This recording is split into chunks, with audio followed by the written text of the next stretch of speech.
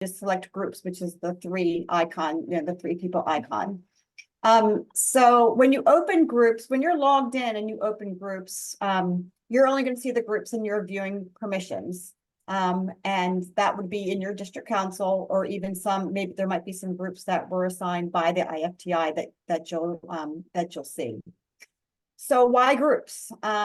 Groups they're used to enhance the organization, the management and delivery of your content. So instructors can divide students into groups based on trade or apprentice level, maybe a trade class or certification class, or even if you have different trades that are represented in different local unions, you might have a local union group to track those users. So anyway, the groups kind of allow you to customize a curriculum path. They allow you to kind of collaborate on projects and discussions for groups or for people or students that are in that particular group. They help streamline the administrative processes, such as communicating, sharing documents, and tracking progress. It streamlines the reporting process so that you're using search criteria tied to a specific group rather than a report for each individual. And a group also allows you to easily enroll a group of people in a learning path, or even a single course enrollment. So instead of having to, take your 10 students and individually go and enroll them in a class, you can put them in a group, and then make the enrollment assignment, and then they automatically get that. So it kind of alleviates you doing a ton of work. LMS users are automatically entered into their district council group when their member account is created in the IUPA team member database. So when it's created, it's automatically brought over to the LMS, and you're put into that group as you've been identified. So for example, the DC 51 group here, this is, if you can go ahead and click on that, Donna. So this is the DC 51 group, and upon clicking on that group, first of all, you'll see a whole new row of widgets that are available within that group.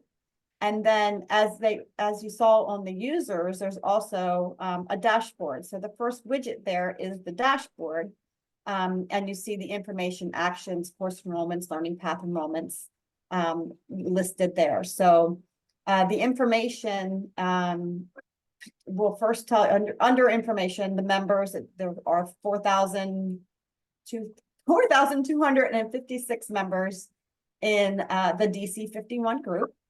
And as I said a minute ago, that these are automatically joined to the group when their account is created in the IUPA team member database. We don't allow self-join for that reason, because we need to know who they are, and there has to be an approval process through our member database before somebody can have a member ID. Under actions, the second column there are two choices: add a group document or create a new auto join rule. So we'll click first on add a group document. And the group document could be anything that the members in your district council will need to receive. Maybe it could be as simple as a holiday list or a DC contact list, the student handbook, or some other policies that you might want everyone in your district council to have access to. So you can create your document here. We're going to use the student handbook, and always try to use a good description so it's crystal clear what it is. Sometimes you might even want to use a date if it's timely, in case you forget to go back and remove the document later. So then you can upload either a single file by choosing a file, which could be a PDF or a Word or a JPEG or some other format, just like most of the other, like you saw, uploading the certificates. You have to click and then you choose a file from your desktop or from wherever you have it residing. And then you can also upload a URL. So if you can copy and paste a direct link from your web, and then paste it in there, and it will give you access to the link through that web server. So Donna's going to share, she has the link to the web server for that's the student handbook that's on our COE accreditation page found on the LMS homepage. So if you just wanted to have your users have access to that student handbook immediately, then that would be a simple way of doing it. So, and then you just be sure if it's a secure site that you make sure you identify on the URL if it's a S at the end or not. And for us, it's hosted by Kelly Press. So it's a secure server.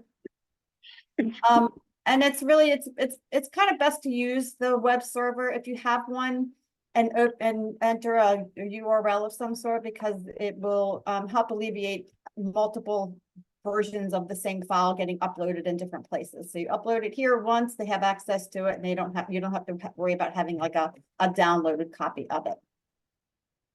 Okay, and then so once you do that, I'll show you a little bit later that you can actually add, if you have like documents, you could create a folder. We can't do that here. That's a different place. There's another widget, and I'll just show you that briefly probably at the end. And then you can add search tags. If you have a particular document, you can just type handbook or student handbook, and it'll help you find that document, locate that once you do a search in the LMS.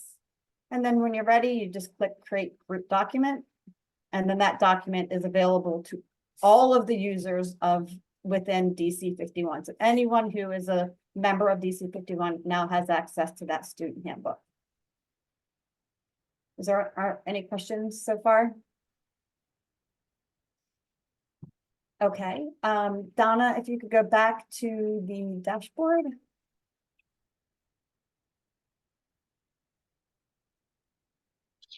Okay, so the next, excuse me, the next action is create a new auto join rule.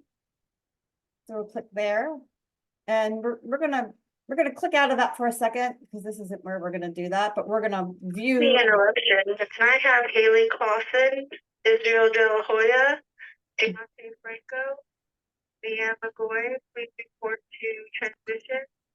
That's Haley Coffin, Israel De La Hoya, Ignacio Franco. I don't know who's got their. Transition. Thank you. All right. I don't know if you guys heard that, but I did. So the first rule set, there's a rule set for DC 51. So we can click on that to view its properties. And so an auto join rule refers to an automated process by which users are enrolled or added to specific courses, groups, or learning paths in the LMS. So they're typically configured by administrators or course instructors to streamline onboarding processes and ensure that users are automatically enrolled in relevant materials without manual intervention. So anytime somebody is entered into, let's say, the IUPAT member database and their district council is identified as DC 51 or DC 78 or DC 57, whichever one it is, it will know by the rule. At the bottom, it says rules. If the district council contains DC 00051, then put that person in the rule set called DC 51. So it sounds complicated. It's really not. You just kind of, if you need a rule set, we definitely can help you set those up. If based on whatever the need that you have. So, but if you want it, you can experiment with those a little bit, and we can help you walk through that. Maybe when we do some hands-on training. Okay, so then you would save your changes, and then that rule set will be activated. Okay, all right. So we can go. Let's see. So we'll go now next to the where am I going now? Oh, back to the dashboard. Sorry. Back to the dashboard.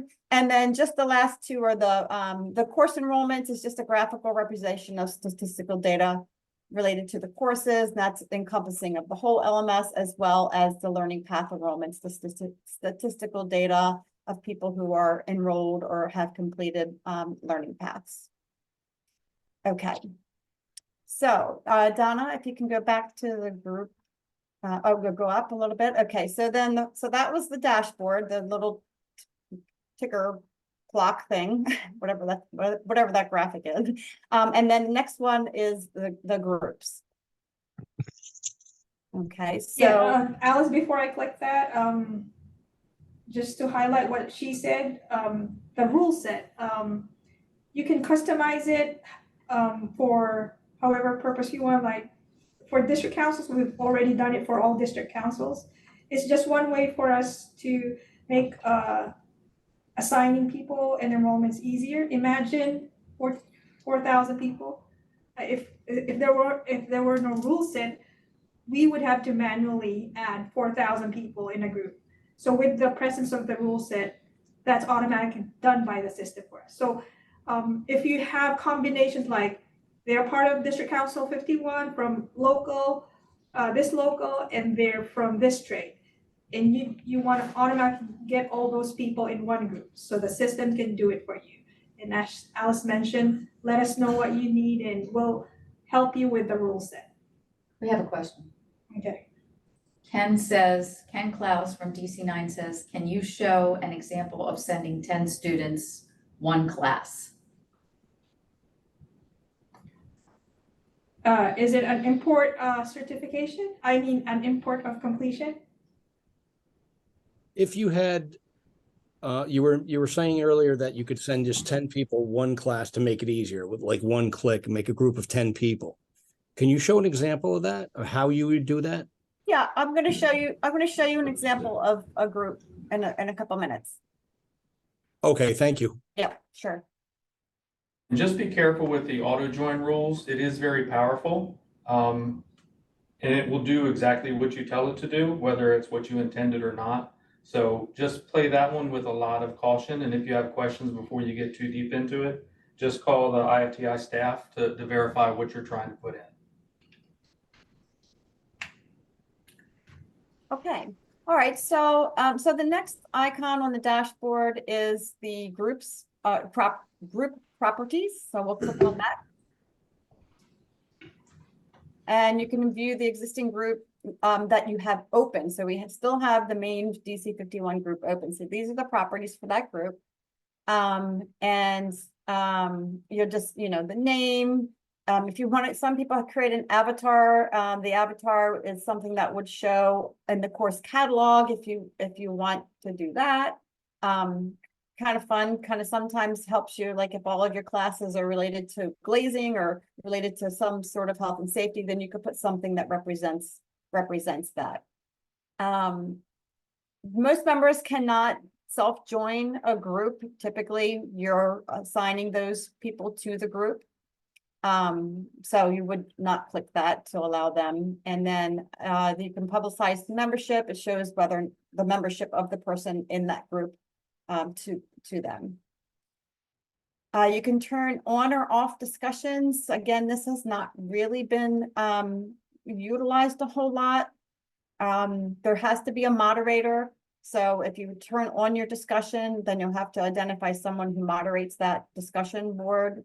You want to make sure that everything is appropriate and relative to the group's topics or the group's function. And finally, you can put a short description of what the group is, who is a member of that group, what is this for? It only has, I think there's enough, so scroll down a little bit more, the description. You can do a little bit, if you want to do a little bit more description, then you can use the WYSIWYG box of all the little icons that you can use to format your description. For the most part, we keep it simple. This group is for all members of District Council 51. And again, search tags are the same. You can do DC 51, you can do 51, however you want to enter a search tag to make it easier to find that group. It's usually and will always be the first group in your District Council's groupings. Okay, so then you would save changes, if there were any, or just hit cancel if you were just viewing. And then, yep. Okay, then while we're on the properties, we'll go one tab over to the group administrators. And so the administrators are the people that manage the group. It's not frequently used. It's usually the instructor or the admin that has permission to run the reports and edit the group. So you don't necessarily have to identify that person here, but you could if you wanted to. So typically when you create a group, we, the iFTI, have to give you permission to use that group. Otherwise, it won't be visible to you. So if you want to identify somebody there, that way you'll know to, call Kevin Harnett if you want to change this group or need to modify this group in some way if he's the group administrator. So that's how you would use that. And then the next tab would be the group members. And here are all the people. So this is the 4,000 members. Another group might only have 2 or 10 members, but you can manage the information here. You can, they're all hyperlinks. So if you are looking for someone in that district council, then you can actually click their account and go straight to their dashboard. And then from there, do whatever you need to do. If you need to enroll or impersonate or check their transcript or certifications, and that's how you would do that. We'll go back to groups. Okay, and then let's see. Go back to that one. Yep, this is 51.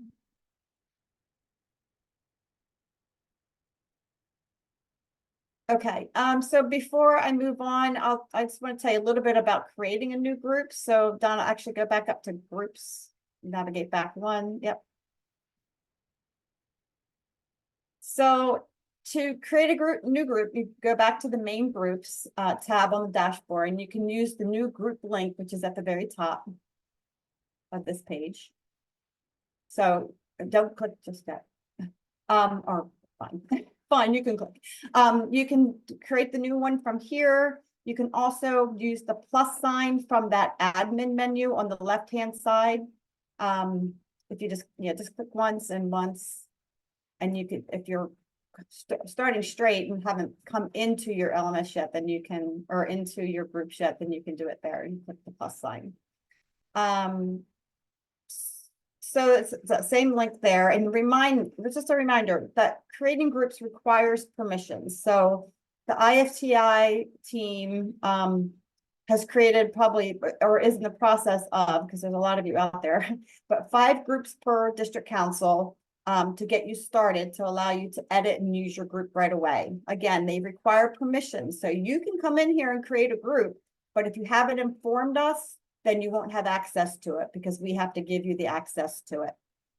And then you'll see here on the screen, DC 51, it says edit group name. So these are open groups that have the permissions for your district council.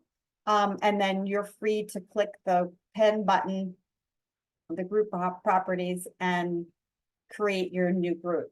Now, we always encourage and want you to keep that DC 51 title to begin with, because that's how we can keep those straight. We don't know who it belongs to if it just says, orientation training. We won't know whose group that is. So it's always important to start with that. Any group that we create for you will begin with that, and then you can create whatever unique name it is for that particular group. So for example, I guess we can go back. We can go back to a group to show. I think there's Donna, I think there's the OSHA group in there. Search for OSHA. Yeah, so this will be an example of groups that we manage.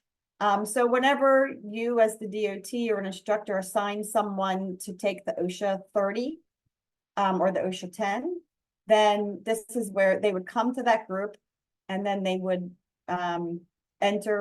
enroll that person into the group.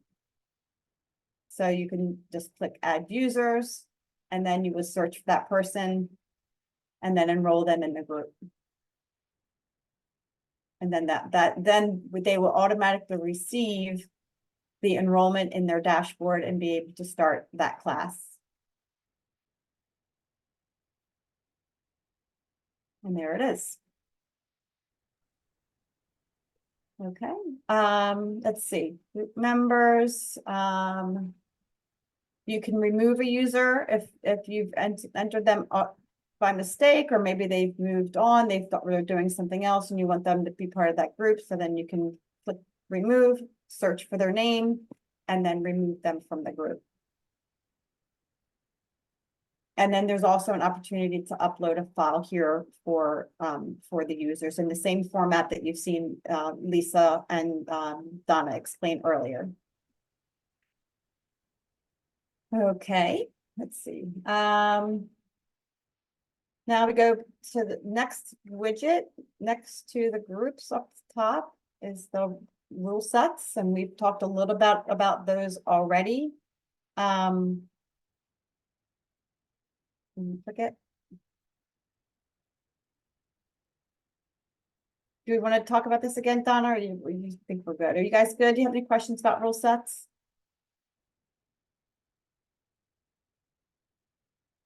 Okay, so let's go to enrollments. Okay, and so here you can add a single or even multiple individual enrollments of courses. To do that, you would click new enrollment at the top. So this is where you're adding a course to a group of people. So I'm not sure who asked the question, but if you've created a group of 10 people and you want to add a course to the group, then you come here, you select your course and add it. And then you start, typically we start enrollment immediately, so they get that enrollment. And then no due date or anything, you just create the enrollment. And then everyone in that group will now have core 1000 IUPAT history in their enrollment and their dashboard and their enrollments. So much easier than going to each student's account and providing that and uploading an enrollment for them. So does that answer your question, the person who asked about adding a class to a group? Yes, thank you very much. Okay, yep. But this is an OSHA group, so we have to remove this sample. So just highlight that course you added and delete. Yep, and you could just as easily remove the course if you made a mistake and didn't mean to assign that course. Okay, Donna, you should probably delete that OSHA 30 as well. No, this is the actual OSHA 30, so I won't touch it. Oh, this is, Yeah, oh, that's This an is enrollment. It's an valid- enrollment though. Yeah. Whatever, it's fine. Okay, and then the next icon is going to be the catalog access. And the catalogs they're pre-assigned by the iFTI team for each district council. Admins have access to most of the catalogs in the system, and some of them have public access to catalogs, such as the second and third one listed here, the diversity in the workplace and the green building catalog. So if you create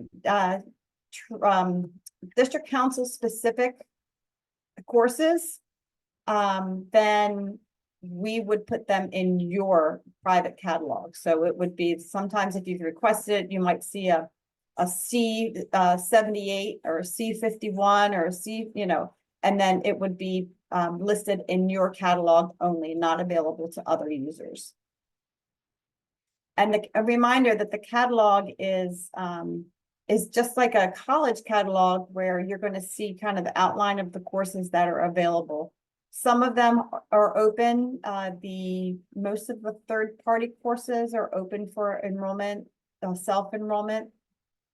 So And once you open that, it unlocks the whole package. So they'll have access to all of those courses in the core, like the professional development type courses. Okay, does anybody have questions about the catalog?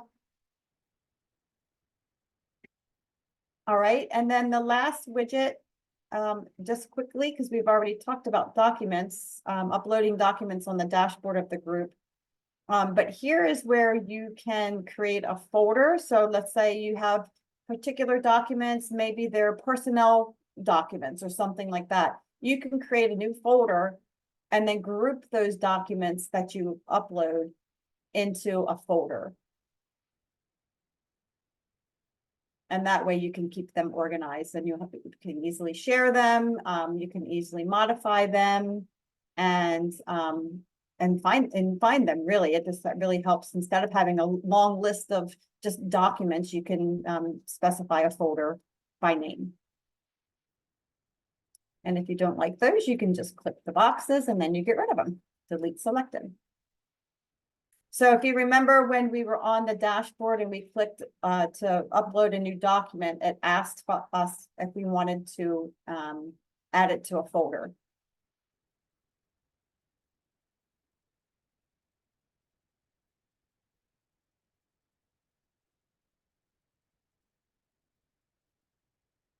Are you going to create one?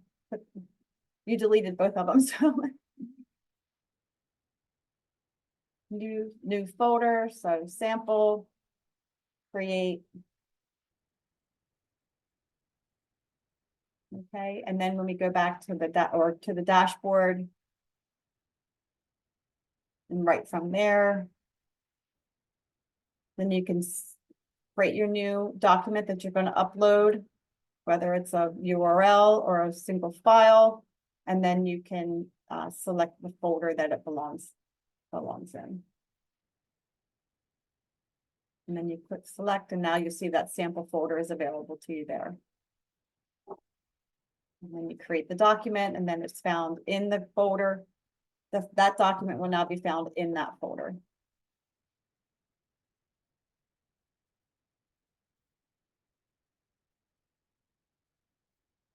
Okay. All right. I think that's it for groups.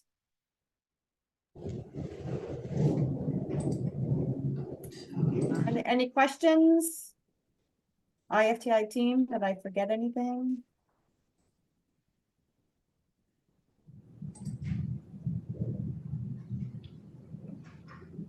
All right. I think Okay, Donna, if you don't have any questions about groups, we'll move to the next feature of admin menu. That would be learning assets, and under learning assets, you will see learning paths. So you've heard about this. Lisa mentioned that for a user, you can assign a single enrollment, and for multiple courses, we advise or recommend that you actually do learning paths because it's a better way to organize several courses and assigning it to either a person or a group that Alice demonstrated. So if you have a group of 10 people and they're taking 20 courses, rather than assigning 20 per person, this would be an easier way to do it.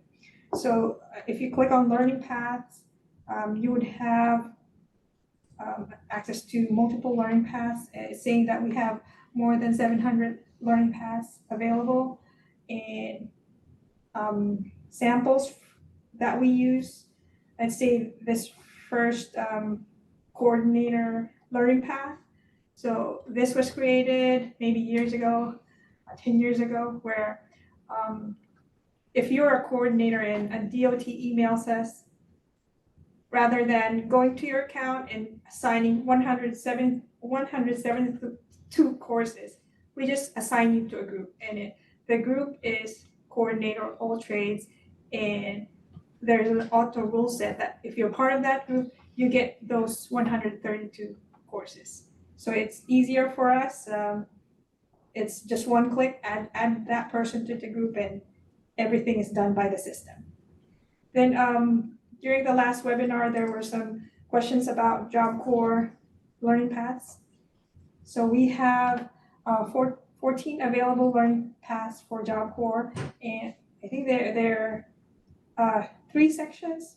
So the instructor learning paths, we've created these for new instructors. So if Todd or Lawrence would tell us there's a new instructor, again, we just add them to the group and they automatically get, let's say they're from the painting trade, so they get the 36 courses. And if they're students and they were sent to the mailbox and they need the enrollments, so this is how we do it. So these are pre-assigned courses. If the student is a painter, then they get 32 courses.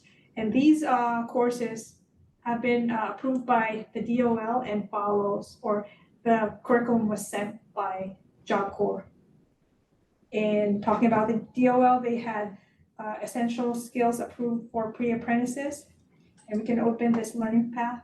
So there were 4 courses assigned to this learning path.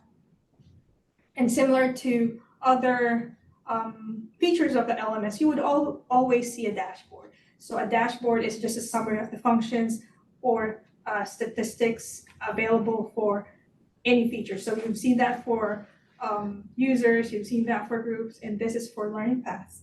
So it will just tell you when this learning path was created, when was it modified, and these are some of the actions that you can do for this learning path, and they're similar to the toolbar that you would see on top. Then it's a summary of the enrollments. It's saying that there's about 1,000 enrollments for this learning path, and about almost a half have completed it. Or half, right? Yeah. Almost half, yeah. Then there are 7 expired. So as an instructor, it's easier to manage just by looking at the summary. And it would even gauge like what's the easiest course, what's the hardest course, and the average time to complete a course. So overview of the learning path.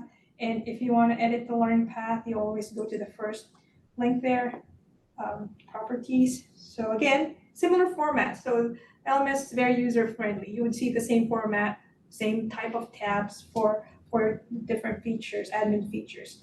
So again, for properties, you just need a name and a description. So I just copy and paste whatever name I assign to the learning path and put it under description. Then we advise that you publish it so it's searchable. And since you're creating the learning path, keep it closed so it's only assigned to your members or to your district council. Then this is the fun part where you can choose the courses that you can assign to your students or apprentices. So for apprentices, they were assigned 4 courses, and upon completion of the courses, they get a certificate. I'll show you the certificate after. So here, you can even force courses to be completed in this order, or you can swap it and move things around. But I won't touch this since it's already approved by the DOL. Then several ways to upload resources. You can upload in a user file. You can upload in groups. You can even upload resources in a learning path. So same setup, just find the file, and whoever is assigned the learning path gets the resources. If you have a special handout for this learning path, so they can get it. Again, you can do a URL. If you have existing resources posted on your website, just copy and paste that and then save it. Then I mentioned the certificate. So this learning path, upon completion, they get a certificate. So this is a sample certificate uploaded. Again, you just need to specify a name, credits, that would be the course credits, and if it's active or inactive, then if it expires, then this would be where you upload the actual graphics. So this is a special certificate for Job Corps, and the student can print it, the admin can print it, and for this certificate, it would be printed and signed by the instructor. Aside from the certificate, you can email your apprentices or your students in similar to announcement. You can just create an email, have a form, so sample email. and make it active or inactive. Inactive if we're still building it. And this is where you can select the people who will receive the notification. So if they're assigned to the learning path, you want to send them an email. So you want the learner. Then if you have specific email addresses that you want in there, you can just put it there. I would say support. BT, so that's the help desk. Then we just check, when do we send the email? So when they are enrolled in the learning path. And there are several options. So when the learning path is started, due, expires, completed. But typically we send the email when they're enrolled. Then you can also have another recipient. So aside from learner, you can email the DOT, but I think for this specific email, you would want to email the learner. Then just type in your message. Welcome to the class. Depends on the purpose of the email. Then if you have an available letter, you just copy and paste it and save it. So we have placeholders here where you can customize. The system can automatically add the name, when the enrollment would happen, and the time that it would happen. So you can just copy and paste these objects. And once you have created the email, you can just save changes in. Again, this is automatic, and the system will send those emails. So aside from email notifications, you have the enrollments. And this is where you do the rule set. So if you send us the name of the apprentice and they're added to our apprentice group, they automatically get those courses, emails, whatever you've set up for this learning path. And similar to the group, this was just set up that if they're part of this group, then they get everything I just mentioned. So if I summarize this, if everything's set up, the only thing you need to do is to add that person to the group, then everything's being done behind the scenes. And maybe the last thing you need to do is run a report or print the certificate for them. And every step I've mentioned is being done behind the scenes. So if you have your setup or you have an idea of how you want to set this up, we can talk with you or meet with you and just discuss how it can be done. And most of the time, if an admin or DOT reaches out to us and say, is this possible? Can we do this? I want to do this with my group or assign these enrollments. Most of the time we would say, yes, it's possible. So any questions about learning paths?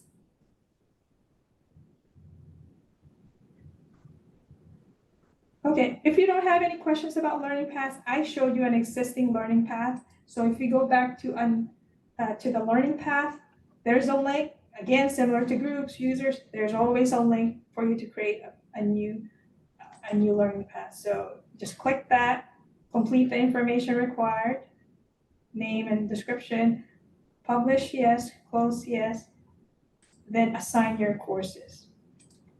So either you type the course code or find the keyword. So I would always use the basic core 1000 and highlight and add the course. Then let's say the next course, sexual harassment, add that. Then maybe this learning path, they need paint. So the code for paint, if you remember the course catalog, is PNT. So I want him to take the health and safety awareness, paint failures, and caulking. So I just added five courses for this learning path. Let's say before the core classes, let him finish the paint curriculum.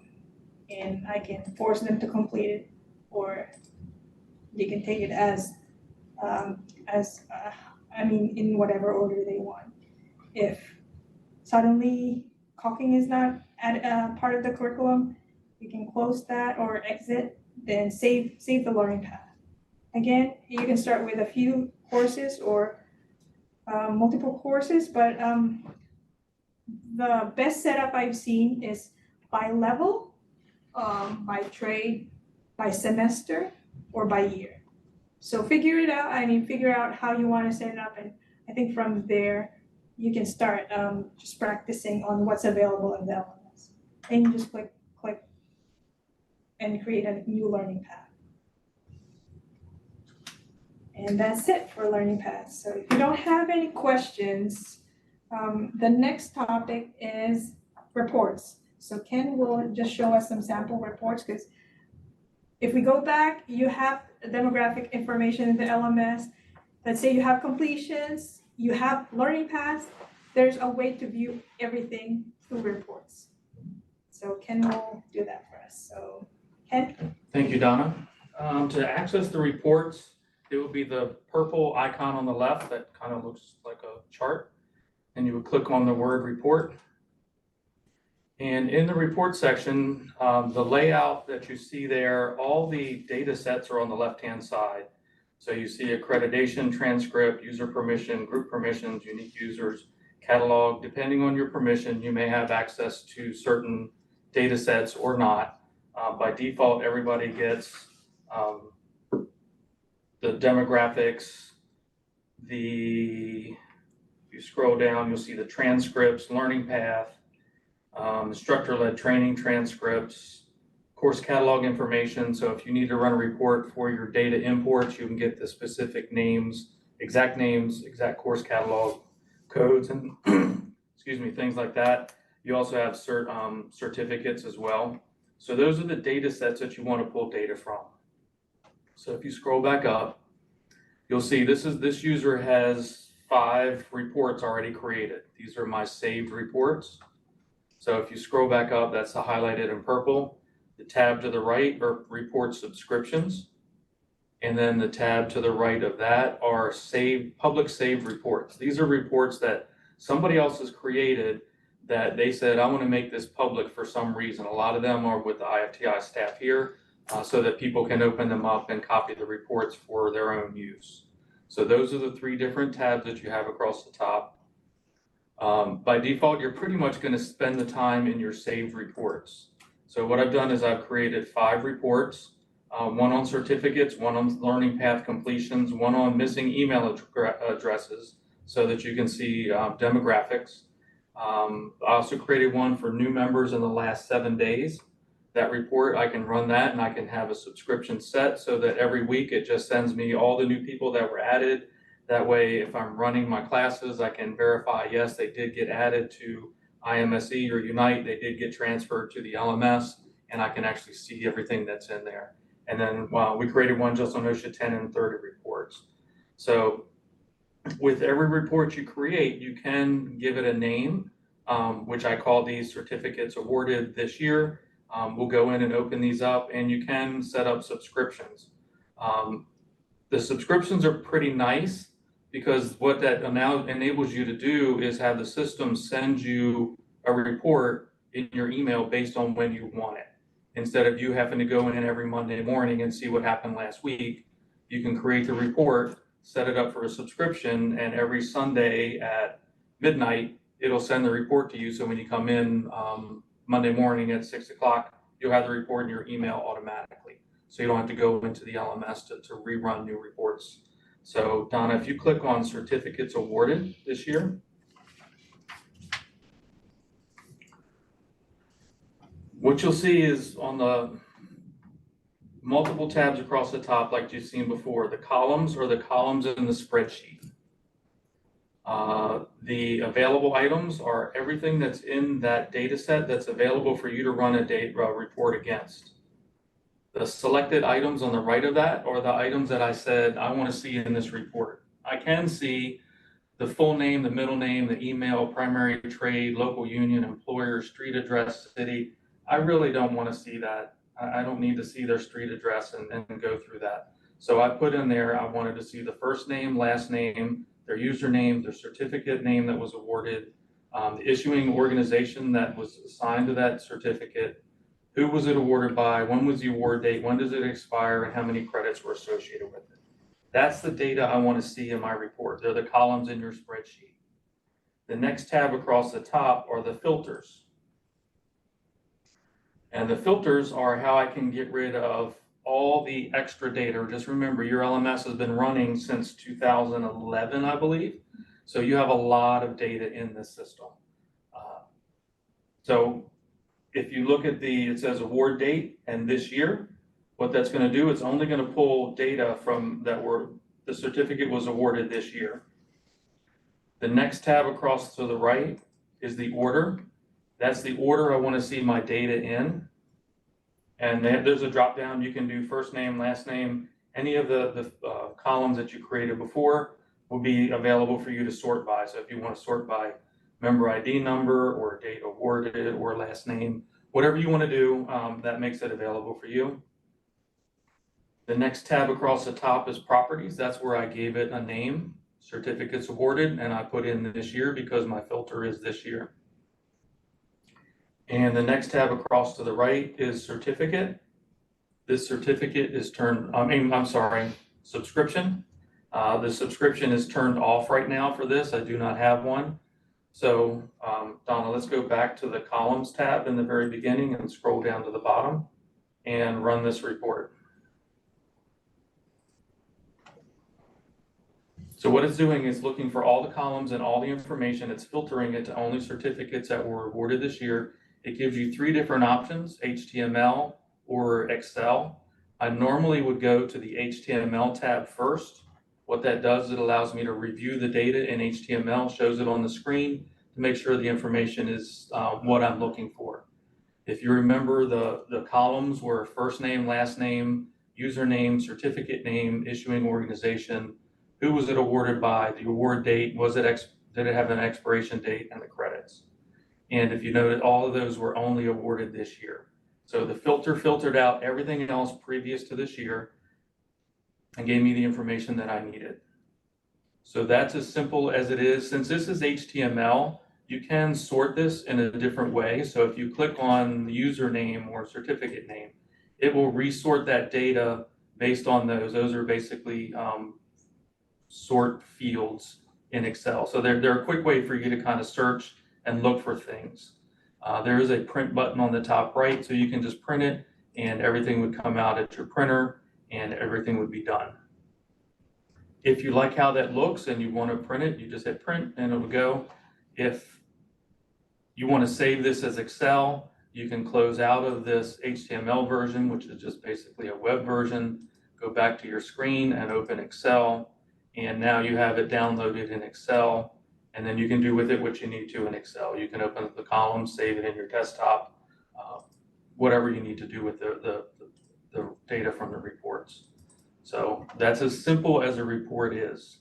So those are all certificates. So when you're talking about the naming of the certificates and when they're awarded and how they're awarded, this is why that's important, so you can run your reports and get your data back out properly. So you can close that out. Oh, she's saving the data? No. Oh, okay. So she liked that report. So go ahead and close that menu out and go scroll back up and go to the reports again.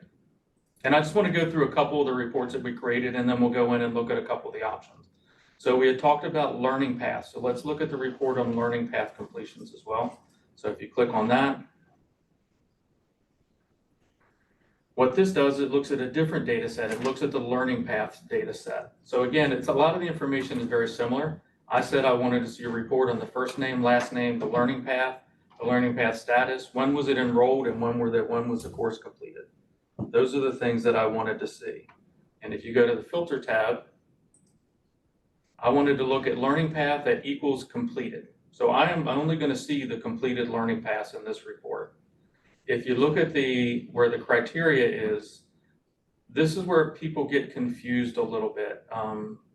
Look at it, try to read this as simple as English sentence as possible. So really what I'm asking the system is, I want to see the learning path that equals completed. I don't want to see incomplete, but if those are drop down, so if Donna clicks the drop down that says equal, does not equal, is empty, is not empty, those are variables that we can put in there. And same thing on completed, expired, overdue, future, and enrolled. So depending on the information you're really looking for, you should be able to get it from these filters. You can also stack them. So see the green plus on the right-hand side? Donna can hit plus, and it says full name is the first one that comes up. So if we scroll down and pick something else, keep going down further, and we'll say date completed is, and that's a drop down as well. And you can notice it's different. It says is not, is before, is after, is between, is this quarter, is last 7 days, is last 2 weeks. She can just say this year, or she can select a date. And if you hit run report now, what that will do, no records are found. So whatever we selected, there's no learning paths that were completed this year for that group that we have access to. So if that's not so, do last year. So you can change that to last year. Let's see if there's any, because learning paths are just rolling out. So the fields that we have may not have. Yeah, this may not have. It may not have data. It's 51. Okay. Yeah. So it's because there's no Learning. learning paths that are completed yet. But that's how you work these. So remember, the criteria says the learning path equals completed and the date completed is this year. That's how you would read that as a normal sentence. Just think about what you're trying to get the information out of the LMS and convert that into something in a drop-down menu. So scroll back up, Donna, and let's go to one of the other reports. So if the next one down is missing email addresses, and if you notice before she does that, the top one says certificate awarded is the name we gave it, and it was, we'll look at it when she goes back in. So this one, you can say, oh, Sorry. that's okay. It's hard to talk with somebody else driving.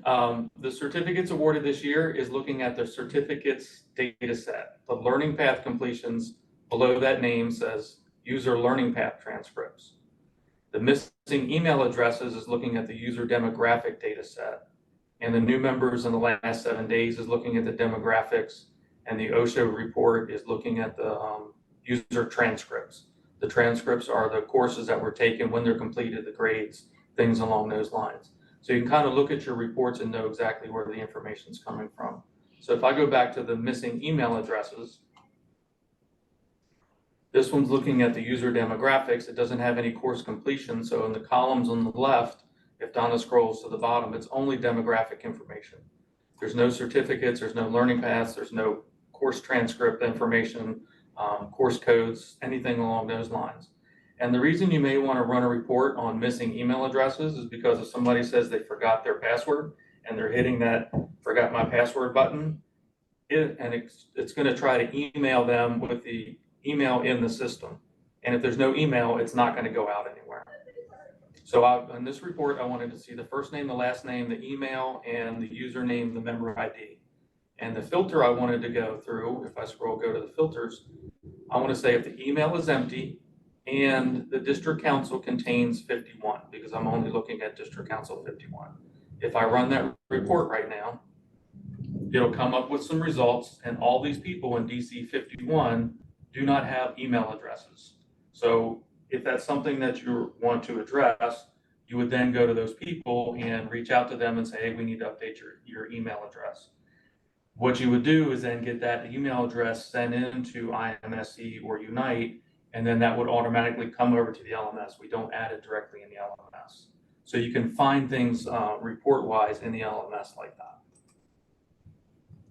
So you can close that out and go back to the reports.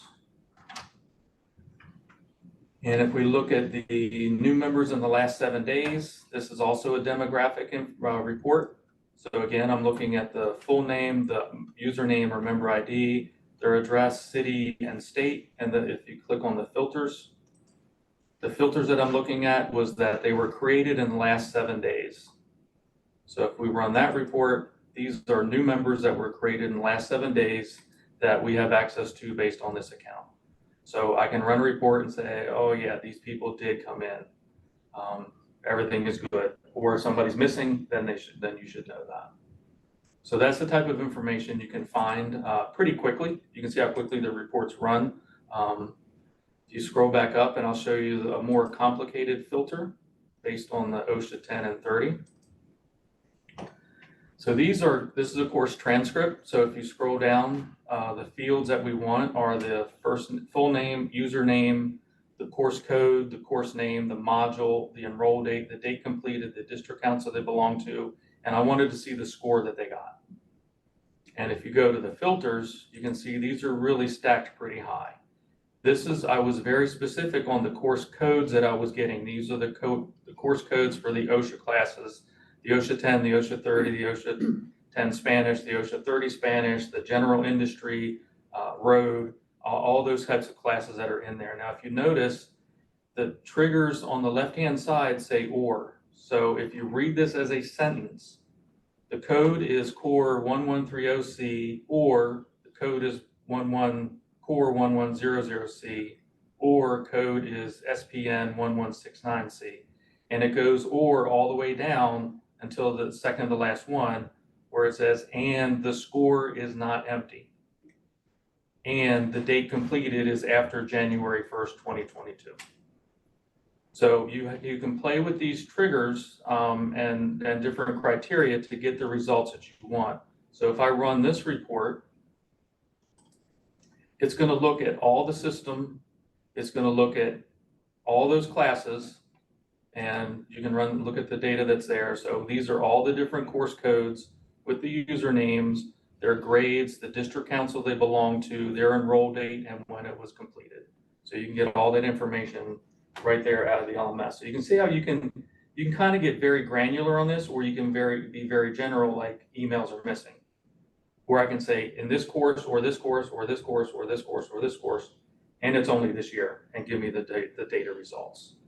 So that's pretty much what the reports are, how you can run them. Like I said, I would normally just run them, look at the HTML. If I like it, I would download the Excel. If everything looks really good and I'm happy with it, I would give it a name and then potentially give it a subscription. So let's go back up and look at the subscription on this one. So this one, I actually have the subscription turned on. And when you turn a subscription for report on, you give it a start date. And I picked on the 3/16 at 3:30 in the morning, because I'm going to come in at 6 in the morning. So I want that to come into me, and I want it to come in every 1 week. So those are all options that you can do, just like you could in the other areas. So under the frequency, you can say every 1 week, or every 2 weeks, or once a month, or once a year, whatever information you want and how often you want it. You can put every 10 days. It's up to you on the information that you're requesting the subscription. And what's going to happen is this report will start on 3/16 at 3:30 in the morning, and every week at 3:30 in the morning, that starting a week after 3/16, that report is going to go to the email address on my account. So that's how subscriptions work, and you can set them up on any of your reports. And at once you have a subscription set, there's a new tab on the top right that says saved. Every time the system sends out an email, the data will also be available for you to download. So if for some reason you delete the email or can't find it, and you need to go back to the LMS to get the report that was emailed to you, that's under the saved files. So as this goes on progressively week after week after week, then that list would just pile up, and you would have each week's report right there available to you to go back archivally to get that information. Are there any questions so far? Okay, we'll go ahead and create a brand new report. So Don, if you go to reports,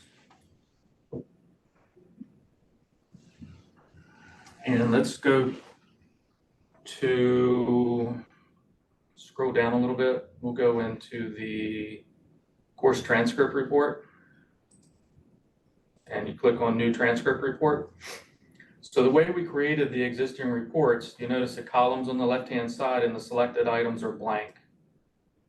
There's a lot of different options that you can scroll through. Normally, you're going to want to put either full name, first name, middle name, last name, but usually full name, username. And what Donna's doing is you see those blue arrows in the middle. You can select one item, do the arrow, and it puts it off to the right. If she made a mistake and didn't want that there, she can move it back to the left. So that's how you populate the selected items in there. So let's just do that, and we'll scroll down and look at the course material. So let's add the course code and the course name. And let's look at the module, because most of your classes and courses contain modules. So put the module in there as well. And let's do module time in minutes, or times, that's fine. You can do both. So the module time in minutes is how much time did they spend, and the module timestamp is the timestamp that they last accessed the course. So that's what I want to see. Now let's filter it and only see what happened this last week. So what we're going to do is we're going to go down and look at the module timestamp. And we can say is the last 7 days. And then run that report. And hopefully we get good information. And we did. We didn't get an error message. So this is the information that I asked for. I want the full name, the username, the course code, the course name, the module they completed, the timestamp they did, and how much time they spent on it. So that person spent 8 hours, 51 minutes, and 41 seconds on that class. Which makes sense because it's OSHA 10. Just say that's a long time, but that makes sense. OSHA 30 is 13. Yeah, but that's just the last time how much they've been in there so far. So that's how quickly you can create a report. You want to say, give it a name. You like this report, you give it a name, then you set it up for a subscription, and you just go from there. So hopefully that clarifies some of the reports. I mean, it looks a little complicated. Like I said, try to think of it as English as much as you possibly can. For the filters are your friends, because there is a lot of data that's in the system, as you can see with everything for setting it up. So naming things consistently helps you with your reports. So your groups, you can run reports on groups. You can say, show me all the PNT class of 2024 in District Council 51 that had activity in the last week. You can do that. But you want to make sure that your naming convention for your groups and your learning paths and things along those lines are consistent so that you can find them. And just remember, Donna, if you go back to, instead of timestamp right there, go to just click on module. And to see where the word is right in the middle. You can also change that drop down to is not, contains, does not contain, starts with. So if all of your items start with DC 000051, you can do that, or you can say contains 51. There's a lot of different ways to get the data out of your system. There's not necessarily one right or wrong if you get the information out. So just remember, those are drop downs, and depending on if it's a date, it has different information. If it's something specifically in the system, like a pass, fail, complete, incomplete, those will be in drop downs as well. So it's pretty flexible. It's pretty powerful. Try it. You can't really mess it up because all you're doing is pulling data. That's about it. So if there's no questions, we can turn that back over to Becky, and she'll go over admin tools. Any questions? Okay. All right, so as Donna said earlier, the admin tools are an add-on to the LMS.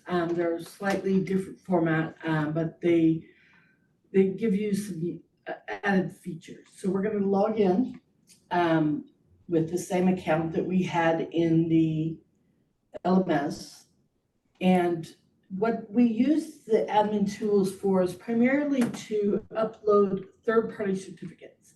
So let's say that you have a member who took a course in first aid at the local YMCA, and they come in with a printed certificate, and you want to record that in their record. It'll show up on the app, and then they can show it to potential employers or anybody they need to show that they are certified. So you'll start out with a graphic of some kind. You'll take a picture, scan it, whatever, and then you'll upload a picture of that certificate to the system so that it can show up on the app. When you first come in here, you'll this particular training account has access to all of the District 51 members. So we will look in the drop down and see if we can find the person we want to upload to. Is it that? Oh, there it goes. Okay. So we'll go right off the top. We'll take Troy.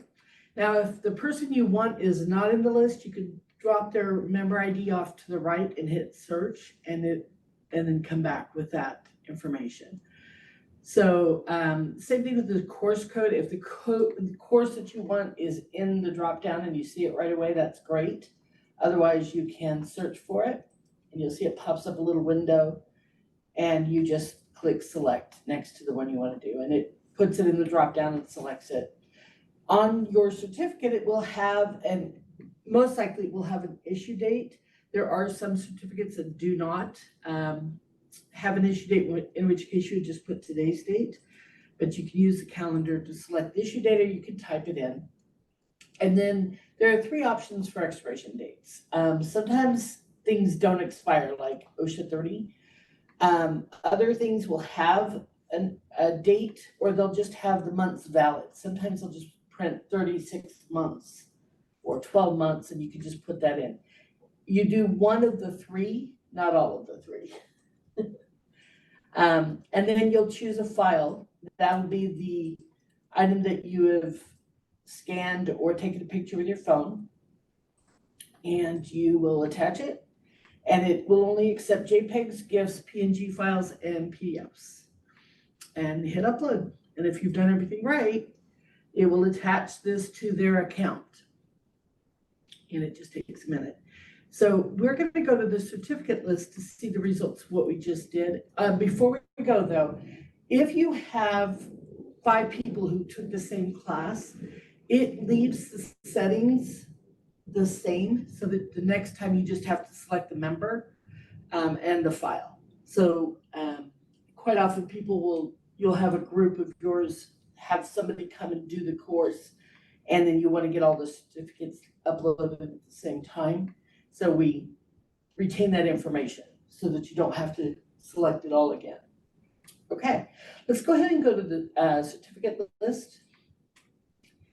And you can sort by any of the items. We're going to sort by upload date twice. Once we'll do it ascending.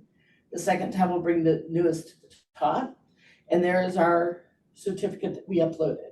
On the right-hand side, we have 2 actions. One is view, and that'll just take us to the file we uploaded, which has been renamed. And then on the left, we have the member ID or the name, either one of which will take you to this gentleman's account. And we can see his personal information at the top and scroll down and it'll show all of his certificates. And that view button there would take us to the same file we just saw. So if we go back, on the right-hand side, if you make a mistake, for instance, if you said there is no expiration date, you realize there is, or you realized you uploaded to the wrong person, or you attached the wrong file, you can simply delete it. It will warn you that it is undoable. So if you hit it and you aren't sure, it does give you a link to the file to verify that you are deleting what you think you're deleting, and it will confirm the deletion. The majority of admins only have access to delete the files they've uploaded. There are some admins who need to do more, and if you do, then you will be talking to the staff to find out if that applies to you. But in most cases, you'll only be able to delete what you've uploaded and that is for your district council. So as long as you have a copy of the file and you can redo it, you're safe to delete. When in doubt, don't delete until you're sure. Because if you have lost the picture of the file and you can't recover it, we can't recover it for you, it is gone. You can search for a user. It's another tool that you have in here. You can search for him here and see, let's search for Carlos and see how many Carlos are in the system. Certificates or user? We want to go to user. Sorry. You can search there, but generally the search, starting by the upload date's quickest way. So we can find all the Carloses. There's 647, and these are in lots of different district councils. If you scroll to the right, as an admin, you can find people who are not in your account, in your district council, but if you scroll to the left, you'll see that, there are only a few that are district councils. You don't have access to upload to people who are not in your district council. You can view them, but you cannot change them. To add them, you would go back to the add a certificate page and find them on there. So under refined search, you can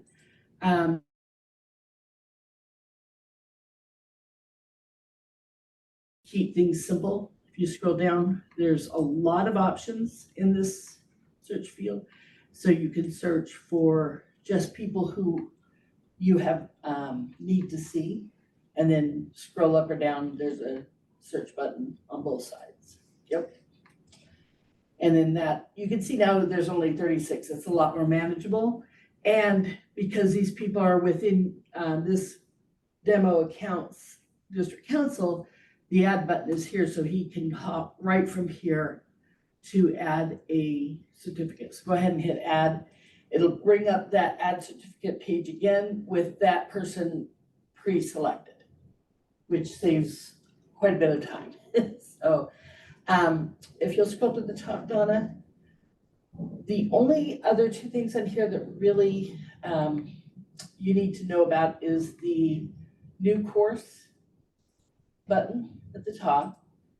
If you think that the course that you want to add a certificate to is not in the system, you can request a new course. There's a search existing course link there that you should use first to be sure, because it wastes your time and the staff's time if you request something that's already in the system. So just for your own sake, it's a lot faster to find it now than to wait till it gets added as a new thing. It takes a minute because it's actually checking with the LMS, but it's worth the wait. We won't wait the whole thing here. But before you do a new certificate, I'm sorry, a new course request, do verify that that course does not exist. So let's go back up to the top of the admin tools. By the way, the first time you come in here, you will log in with your account from the LMS.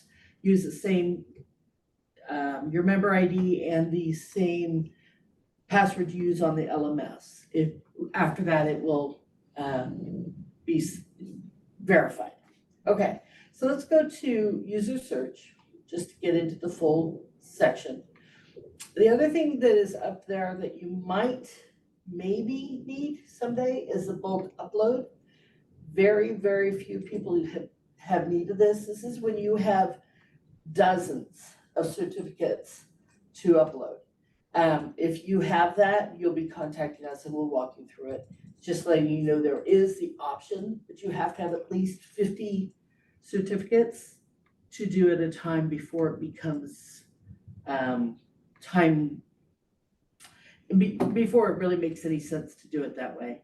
But we do have a few people who've done it. It's just when you're talking about hundreds of certificates, if that ever comes up, please let us know and we'll walk you through it. Finally, there's a contact us form. And that is essentially it for the certificates. It's really simple. You just need to have a picture to upload and the information about the valid dates and the person that it's attached to. Are there any questions about the admin tools?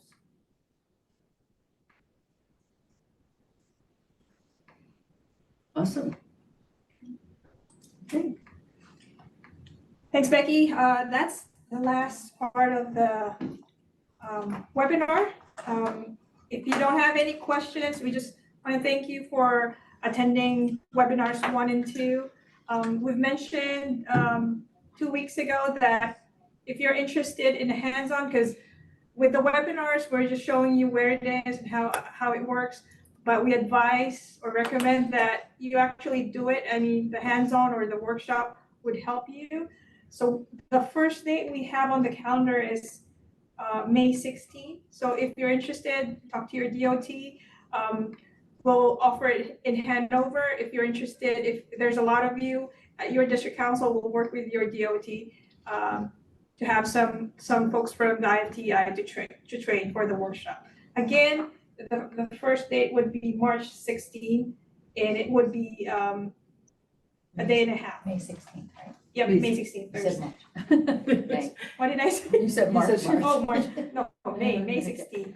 So, No time travel. so thank you for attending. Reach out to us if you want to do the hands-on, and the prerequisites would be the 2 webinars. Thank you. Thanks. Thanks, everybody. Thank you.